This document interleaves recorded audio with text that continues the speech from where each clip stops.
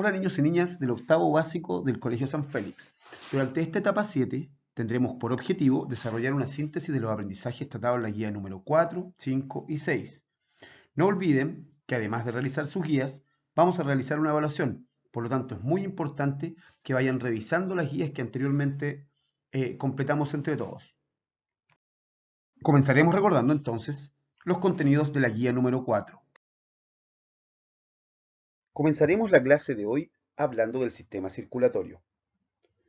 Este cumple diversas funciones en nuestro cuerpo. Algunas de ellas son transportar y entregar nutrientes, gases y células sanguíneas a todas las células de nuestro cuerpo. Además, recoge desechos que se van a eliminar por medio de la orina, el exhalar y el sudor. Y también defiende al cuerpo de infecciones y ayuda a estabilizar la temperatura. Ahora que ya conocemos las funciones principales del sistema circulatorio, analizaremos sus componentes. Vamos a partir por el corazón, que es un órgano hueco del tamaño de un puño que se encuentra en el centro del pecho, cubierto por el esternón y entre los pulmones, sobre un músculo muy importante en la respiración que se llama diafragma. En el corazón se distinguen tres capas. La más externa se llama pericardio, la del centro miocardio y la interna endocardio. En el corazón es el único lugar donde encontramos músculo cardíaco. Este tiene la capacidad de contraerse y dilatarse, es decir, latir en forma rítmica. Internamente el corazón está dividido en cuatro partes. Las dos superiores más pequeñas, a las que va a llegar la sangre, sea limpia o sucia, que se conocen como aurículas. Y las dos inferiores más grandes, que es de donde es impulsada la sangre hacia afuera del corazón, que se llaman ventrículos. El corazón realiza dos movimientos que forman lo que conocemos como latido. Uno de ellos es la contracción o sístole, que es cuando empuja la sangre, y el otro es la dilatación o diástole, que es cuando recibe sangre.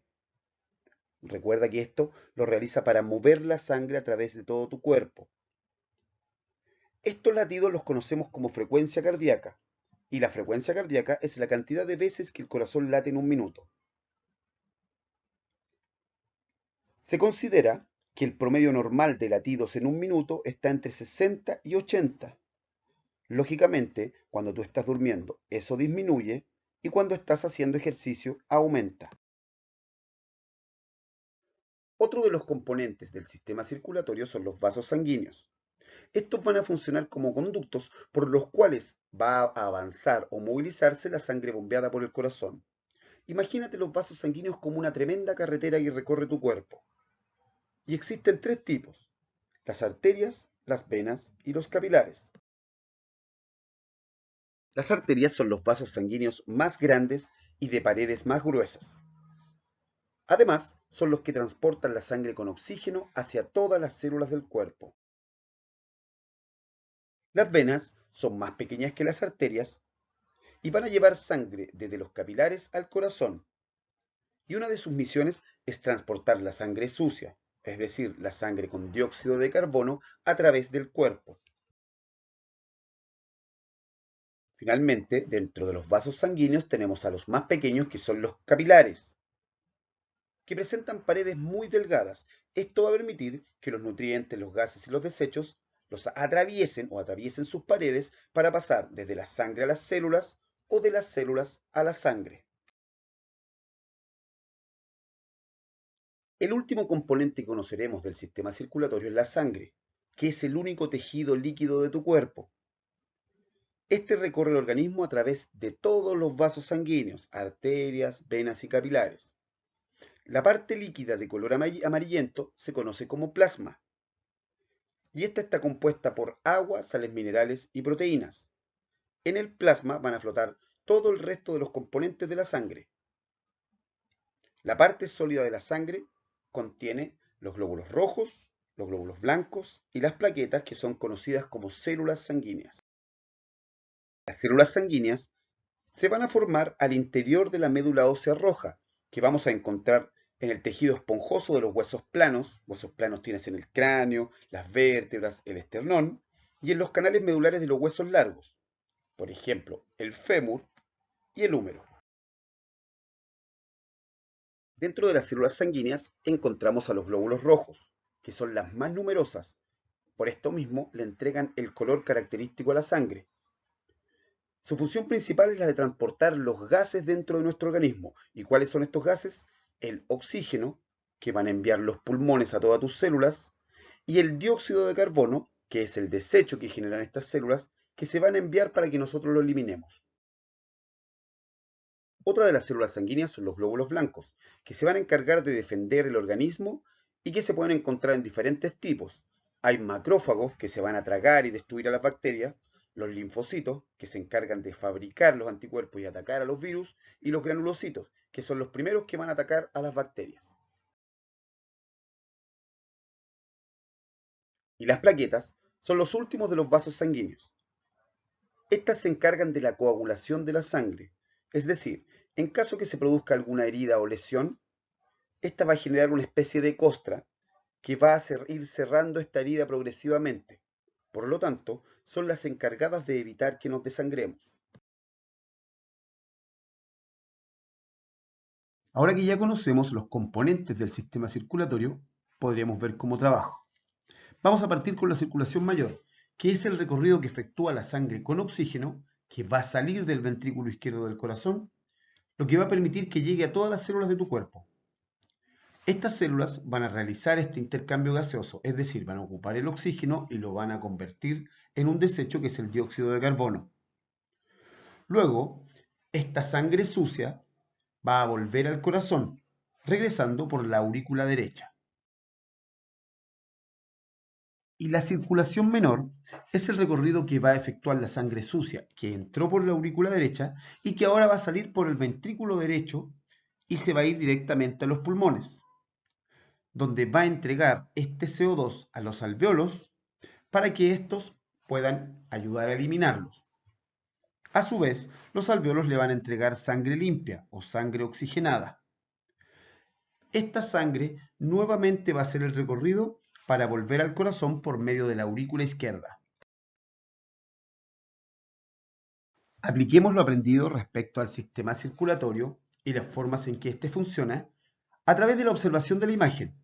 Y lo que van a hacer es describir brevemente entonces la circulación mayor y la circulación menor. No te olvides que puedes revisar lo que está en la guía o lo que estamos utilizando en este video. Continuamos ahora con la retroalimentación de los contenidos de la guía número 5. Para comprender cómo funciona el sistema excretor, primero debemos recordar que gracias al aporte de los nutrientes del sistema digestivo, al oxígeno del sistema respiratorio, más el transporte del sistema circulatorio, todas tus células obtienen ATP, que es la energía con que funciona nuestro cuerpo. Este ATP se produce a través de una serie de procesos químicos llamados metabolismo. Este metabolismo genera desechos y esos desechos deben ser eliminados de tu organismo. La eliminación de todos estos residuos está a cargo del sistema excretor. Y las tres formas principales de eliminarlos son el acto de micción, que es orinar, la respiración, particularmente en el proceso de exhalar, es decir, botar el aire, y finalmente la sudoración. El defecar no se considera parte del sistema excretor, ya que no son desechos metabólicos, sino que simplemente son desechos de los alimentos. Ahora que ya sabemos relativamente qué función cumple el sistema excretor, podremos hablar de cómo está conformado. Los riñones podríamos decir que son los coladores de nuestro cuerpo, y es en este lugar donde se produce la orina. Este líquido permite arrastrar la urea y el ácido úrico, que son desechos derivados del metabolismo de las proteínas. Y además, los riñones regulan la cantidad de agua que hay adentro de tu cuerpo. La unidad funcional de los riñones son los nefrones, y es en este lugar donde la sangre se filtra. La arteria renal lleva la sangre con desechos metabólicos hacia los riñones. Adentro de los riñones, la sangre se limpia. y sale del riñón por las venas renales totalmente sin desechos. Todo este proceso dura aproximadamente 5 minutos y se conoce como filtración. Los uréteres, al igual que los riñones, son dos y salen de cada uno de ellos. Permiten trasladar la orina desde los riñones hasta la vejiga. La vejiga es un saco muscular muy elástico que permite el almacenamiento de la orina hasta que salga al exterior. La vejiga tiene un esfínter que permite controlar la salida de la orina y su capacidad es aproximadamente de medio litro. La uretra es el conducto final por donde la orina saldrá al exterior al momento de la micción. En el caso de los hombres cumple una doble función, ya que aparte de permitir que salga la orina, también será el lugar por donde será expulsado el líquido seminal. La piel se considera el órgano más extenso de nuestro cuerpo, ya que está formada por diversos tejidos. Participa en el sistema excretor, pues permite la eliminación de toxinas, agua, sustancias orgánicas y sales minerales que serán excretadas por medio del sudor. El sudor se va a producir en las glándulas sudoríparas. Otra función de la piel es regular la temperatura corporal. Existen dos tipos de glándulas sudoríparas: las ecrinas, que se encuentran prácticamente en la totalidad del cuerpo, y las apocrinas, que se ubican debajo de los folículos pilosos, es decir, desde donde sale pelo en nuestro cuerpo. Los pulmones serán los encargados de la eliminación del CO2. La sangre, después que sale del riñón, libre de urea y ácido úrico, todavía contiene CO2. Por lo tanto, la sangre se va a dirigir al corazón. El corazón va a enviar esta sangre sucia a los pulmones, quienes retirarán el CO2. Por lo tanto, la sangre quedará totalmente limpia. Luego ese CO2 seguirá el camino de regreso hacia la nariz, por donde será exhalada. Para aplicar lo aprendido durante la etapa o la guía número 6, vamos a realizar la siguiente actividad. Utilizando las siguientes frases que ustedes encuentran en los recuadros, van a realizar una oración. ¿Qué es lo que van a hacer? Ordenar el proceso excretor de los ácidos úricos y la urea que se van a producir en los riñones, desde que se inicia hasta que termina. Recuerda que puedes eliminar las palabras que tú consideres que se repiten. Y finalmente, vamos a hacer un breve repaso de los contenidos de la guía número 6. Para comenzar a hablar de la organización de los seres vivos, debemos partir por la célula, que es la unidad más pequeña que puede vivir por sí sola y que va a formar a todos los organismos vivientes. Entonces, la materia inerte no está formada por células. Si tú miras una piedra, por ejemplo, esta no tiene células. El cuerpo humano tiene aproximadamente unas 30 billones de células, pero estas células solo pueden ser observadas por un microscopio, que es el instrumento que tú observas en la imagen. Por otra parte, ahora que ya realizaste el dibujo, puedes compararlo con las imágenes que tienes en tu derecha de los diferentes tipos de células. Y esta otra imagen azul que tú observas en esta esquina corresponde a las células que forman la tela de una cebolla. Existen diversas formas de clasificar a las células, pero partiremos viendo cómo éstas se organizan. De acuerdo a este tipo de estructuración, tenemos las unicelulares, que son seres vivos que están formados únicamente por una sola célula. De eso viene unicelular. A pesar de esto, cumplen todas sus funciones vitales. Existen dos tipos de organismos unicelulares: las bacterias, que tú puedes observar en la imagen de abajo, y los protistas, que tú puedes observar en la parte de arriba. Los protistas son células eucariontes que posteriormente revisaremos. Y por otra parte, tenemos a los pluricelulares, que son organismos mucho más complejos y están formados por una gran cantidad de células. En estos organismos, las células están diferenciadas para poder realizar diversas funciones, como por ejemplo absorción de nutrientes, eliminación de desechos y toxinas, reproducción, entre otras. En la imagen de abajo pueden observar diferentes tipos de seres vivos pluricelulares y en la imagen de la derecha podrás ver los niveles de organización que van formando a la rata, que parten de una célula, el tejido, los órganos, los sistemas o aparatos y finalmente el organismo vivo. Así están conformados los pluricelulares. De acuerdo a su estructura, también tenemos dos formas de clasificar las células. Tenemos primero las procariontes, que son las más antiguas y más simples, y que tienen como característica que siempre viven solas, es decir, son unicelulares. No tienen núcleos y organelos y son más pequeñas que las células eucariontes. El mejor ejemplo de este tipo de células son las bacterias.